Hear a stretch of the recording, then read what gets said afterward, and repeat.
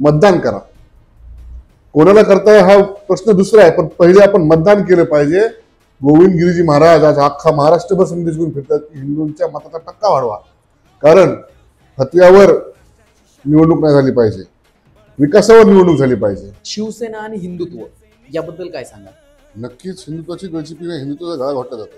ज्या बाळासाहेबांनी हिंदू धर्मात राजकारण केलं नाही, राजकारणात हिंदू धर्म प्रस्थापित केला. जातीपातीचं राजकारण हे पहिल्यापासून जास्त चालत आलेले की आता कुठे आरक्षणाचा मुद्दा जेव्हा बाहेर आला तेव्हापासून जास्त अन्याय व्हायचा, मुलींवर अत्याचार व्हायचा, छेडछाड व्हायची, हे बघवत नव्हतं.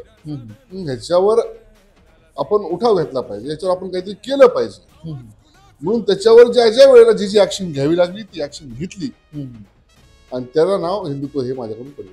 राजकारणाचा वारसा जरी असला तरी समाजकार्य करता करता हिंदुत्वासाठी लढणारे, तसेच समाजातील 18 पगड जातीतील लोकांना मदतीचा हात देणारे, लव जिहाद सारख्या जिहाद्यांचे प्रकरण ज्यांनी हाणून पाडले, ज्यांच्याकडे बीड जिल्ह्यातील हिंदुत्वाचा आक्रमक चेहरा म्हणून पाहिलं जातं, असे परळीचे शिवसेना तालुका प्रमुख असलेले तरुण तडफदार नेते व्यंकटेश बाबूराव शिंदे. जाणून घेऊया त्यांच्या हिंदुत्वाबद्दल आणि त्यांच्या प्रवासाबद्दल. राष्ट्राची शान, बाळासाहेबांचा प्राण, सुराज्याचे निशान, आला सेनेचा धनुष्यबाण, शिवसेनेचा धनुष्यबाण, महाराष्ट्राची शान, बाळासाहेबांचा प्राण. वेलकम, नमस्कार, सुस्वागत मित्रांनो. स्वागत आहे तुमचं माझ्या दुनियेत आणि आपल्या युट्यूब चॅनलवर, ज्याचं नाव आहे पीपी म्हणजेच पेन पेपर एंटरटेनमेंट. जय महाराष्ट्र साहेब. खरं तर आजच्या या पॉडकास्ट या शब्दामध्येच कुठेतरी कास्ट आलेली आहे. आपला मुद्दा कास्ट भोवतीच आहे, तर त्याच्याकडे आपण वळणारच आहोत. पण मला तुम्हाला हे विचारायला आवडेल की सुरुवात कुठून झाली या प्रवासाची? म्हणजे तुम्ही राजकारणाची, हिंदुत्वाची सुरुवात कुठून केली आणि तो प्रवास आज इथपर्यंत तुम्ही गाठलेला आहे, तर त्याच्याबद्दल तुम्ही काय सांगाल? राजकीय प्रवास बघायला गेलं तर तसं मला राजकीय वारसा माझ्या वडिलांचा आहे. अच्छा. माझे वडील स्वर्गीय बाबूराव शिंदे शिवसेनेत बाळासाहेबांच्या हिंदुत्वादी विचारावर प्रेरित होऊन जवळपास 80 दशकापासून ते कार्यरत होते.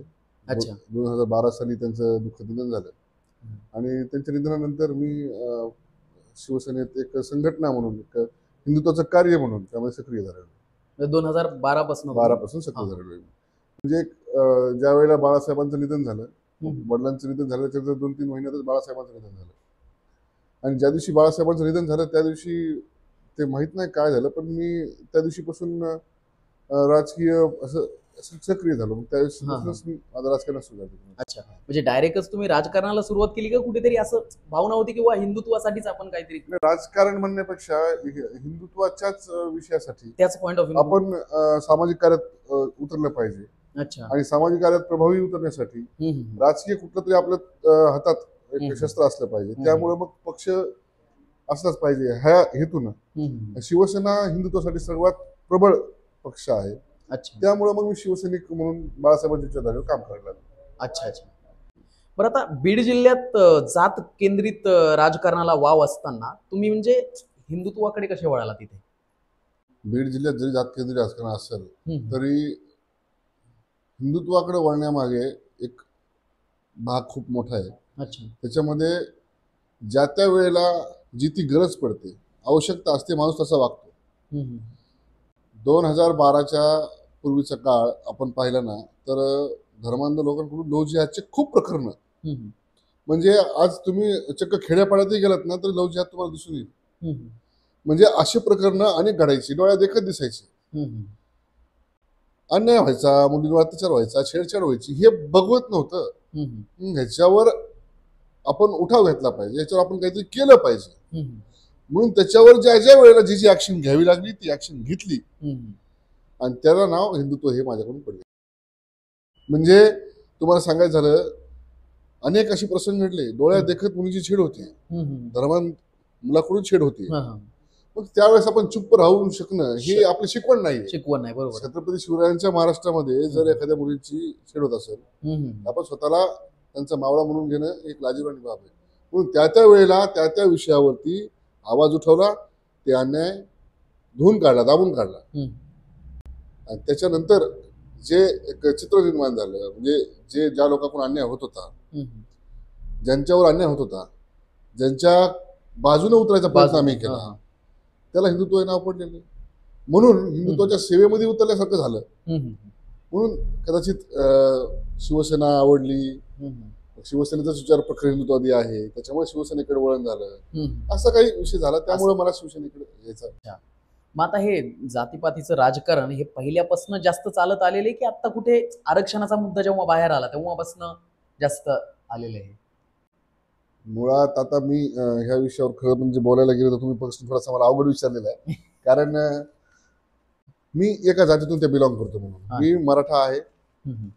मराठा आरक्षणाच्या आंदोलनाचा मी पण एक पार्ट झालेलो आहे. कारण मराठा मी आहे आणि गरजवंतांचा लढा असताना त्या गरजवंतांच्या लढ्यामध्ये माझ्यासारखा एक शिवसैनिक मागे राहू शकत नाही.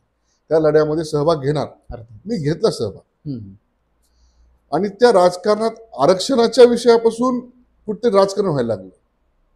याच्यामध्ये जरांगे पाटलाचा हस्तक्षेप आहे असं मला म्हणायचं नाही. परंतु राजकीय लोक याची काही पुढे वेगळ्या पद्धतीने भाजून घ्यायचा प्रयत्न करू लागले. बरोबर. मग एखादा गरजवंत समाज स्वतःला आरक्षण मागतो, त्याची अडचण दुसऱ्या कोणाला व्हायला नव्हती पाहिजे. आणि कदाचित त्यांच्या आरक्षण मागण्याची अडचण ज्यावेळेस दुसऱ्यांना व्हायला लागली तिथंच खरं हिंदुत्वामध्ये दुफळी निर्माण झाली. बरोबर.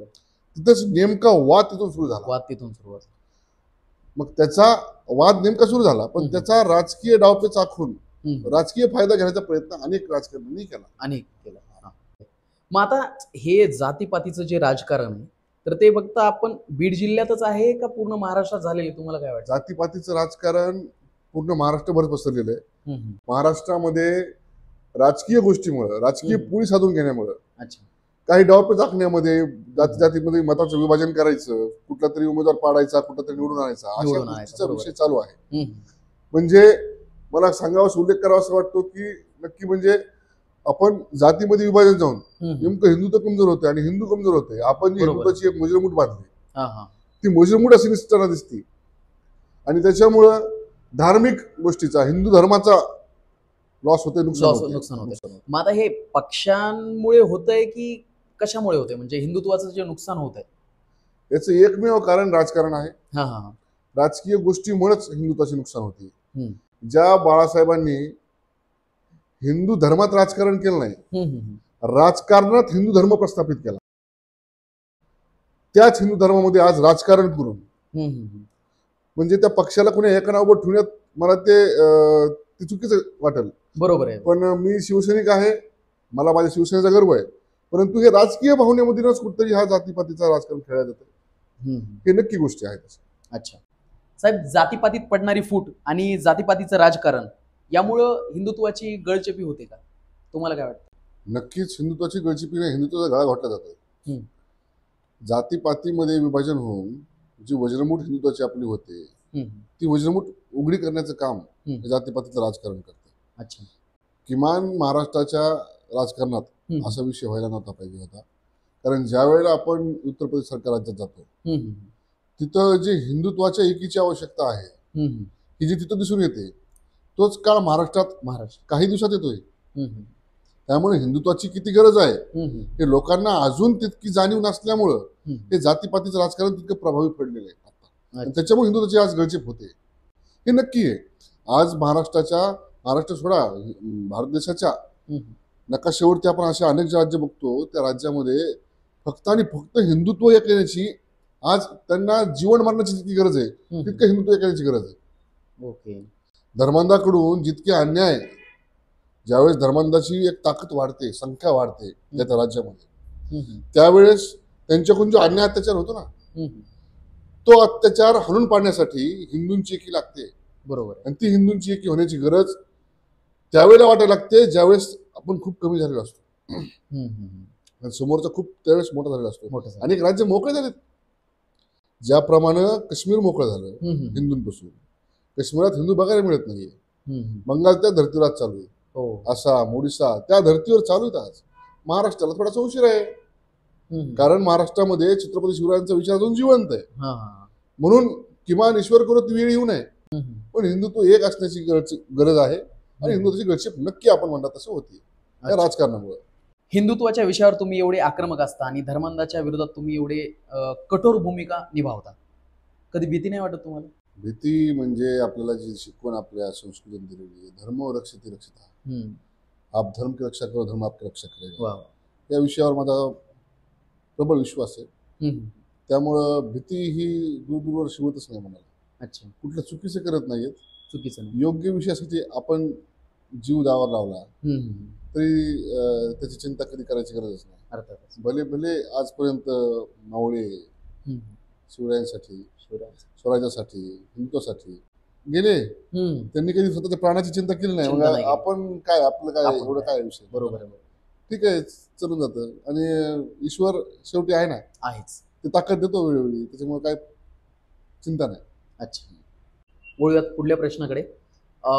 शिवसेना आणि हिंदुत्व याबद्दल काय सांगाल? शिवसेनेचा उगम जो झालाय ना, तो उगम खूप महत्वाचा आहे त्या हिंदुत्वामध्ये. कारण प्रबोधनकार ठाकरेंनी ज्यावेळेस शिवसेना स्थापन करण्यासाठी बाळासाहेबांना मार्गदर्शन केलं ना, ते शिकवण त्यावेळेला विदा सावरकरांची होती. सावरकरांच्या हिंदुत्वामधून, त्यांच्या वाणीतून, त्यांच्या लेखणीतून जे हिंदुत्व निघालं ना, त्याचं बाळकडू बाळासाहेबांनी घेतलेलं आहे. आणि ते बाळकडू स्वतःच्या माध्यमातून सर्व शिवसैनिकांना दिलेलं आहे. आजचा म्हणजे तुम्हाला आत्ताच्या परिस्थितीवर सांगू इच्छितो की आजची परिस्थिती जी आहे ना, की आज ज्याप्रमाणे शिंदे साहेब काम करतात ना हिंदुत्वासाठी, परवाला राज्यमाता म्हणून गाईला राज्यमाता म्हणून निवडण्यात आलं. ज्याप्रमाणे वारकऱ्यांच्या पालखीची काळजी शिंदे साहेब घेत आहेत, ज्याप्रमाणे पंढरपूरचं पावित्र्य जपण्याचं काम शिंदे साहेब करतायत, ज्याप्रमाणे चंद्रभागेचं पावित्र्य जपण्याचं शिंदे साहेब काम करतायत, भीमा, इंद्रायणी, आळंदी, देहू ह्या भागाचा विकास करण्याचं काम शिंदे साहेब ज्याप्रमाणे करतात ना, त्याच्यात हिंदुत्व आहे. मुळात सांगायचं झालं तर प्रतापगडाच्या पायथ्याला जे उदात्तीकरण धर्मांधाकडून होत होतं ना, त्या आतंकवाद्याचं, कोण आतंकवादी जो आपल्याकडे चाल करून आलाय, कित्येक देऊळ उद्ध्वस्त केले, अशा अफजलाच्या त्या समाधीचं, त्याच्या त्या खडग्याचं उदात्तीकरण धर्मांधाकडून होत होतं. तिथं काही ना काही जत्रा भरायला लागल्या, सणवार व्हायला लागले. तिथं ते थडग, त्याच्या बाजूला झालेलं अतिक्रमण साफ करून तिथली सफाई करण्याचं काम शिंदे साहेबांनी केलं. हे हिंदुत्व शिवसेनेचं आहे. आणि याची मागणी अनेक वर्षापासून शिवप्रेमी करत होते, पण त्याच्यावर मार्ग काढला तो फक्त बाळासाहेबांचं बाळकडू पिलेल्या शिवरायांच्या शिवसैनिकांनी काढला, म्हणजे एकनाथ शिंदे साहेबांनी काढलेला मार्ग. त्यामुळं शिवसेना आणि हिंदुत्व ही एका नाण्याची दोन बाजू आहेत. त्यामुळं शिवसेनेचं हिंदुत्व हेच प्रखर हिंदुत्व आहे मला वाटतं. आता आजच्या तरुणाईने राजकारणात येताना कुठल्या मुद्द्याकडे बघून राजकारणात यावं, का राजकारणात येऊच नाही सध्याची परिस्थिती पाहता? तुम्हाला काय वाटतं? माझा खरं तर मी पण तरुण आहे. तरुण वयापासूनच माझ्या वयाच्या 19व्या वर्षापासून 20व्या वर्षापासून मी सक्रिय झालो. पण खरं पाहिजे तर माझा आज तरुणांना संदेश असेल की आपण राजकारणात येण्यापूर्वी स्वतः सक्षम व्हावं.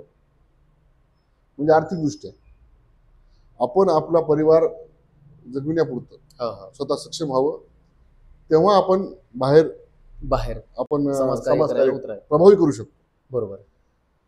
माझ्यासारखे अनेक शिवसैनिक आहेत, त्यांचं मी नावही घेऊ शकतो. परंतु आज घरावर तुळशीपत्र ठेवून मी नाही, माझ्या पूर्वीपासूनचे शिवसैनिक आहेत, ज्यांच्या आज ते वयस्कर होऊन काही म्हणजे स्वर्गीय झाले, असे शिवसैनिकाची जात अशी म्हणजे राजकारणात सक्रिय व्हायचे म्हणजे घरात तुळशीपत्र ठेवायचं, घरचं काहीच बघायचं नाही, फक्त समाजकार्य करत राहायचं, असा स्वभाव मुळात शिवसैनिकांचा. मग हे कुठेतरी परिवाराला अडचण होती त्या स्वभावाची. अच्छा. म्हणून परिवाराचं हित बघून समाजकार्यात येणं ही एका तरुणाची गरज आहे. कारण चांगली लोक राजकारणात असणं ही आज आपल्या देशाची, आपल्या सिस्टीमची गरज पडलेली आहे. बरोबर आहे. आणि उचित लोक राजकारणात नसतील तर चुकीचे लोक तिथे राज करतील. चुकीचे.